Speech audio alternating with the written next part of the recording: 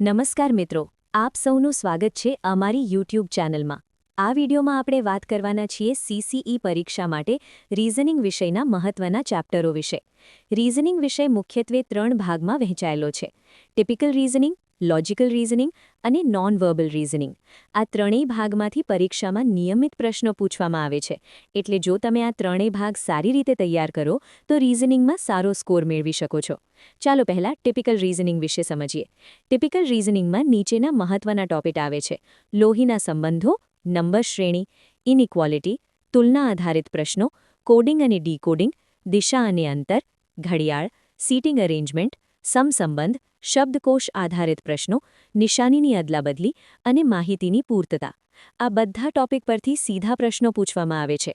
ખાસ કરીને coding decoding, number શ્રેણી, દિશા અને અંતર અને લોહીના સંબંધો બહુ જ મહત્વના ટોપિક છે। જો તમે દરરોજ 10 થી 15 પ્રશ્નોની પ્રેક્ટિસ કરશો તો ટિપિકલ રીઝનિંગ તમને ખૂબ સરળ લાગશે। હવે આપણે લોજિકલ રીઝનિંગ વિશે વાત કરીએ।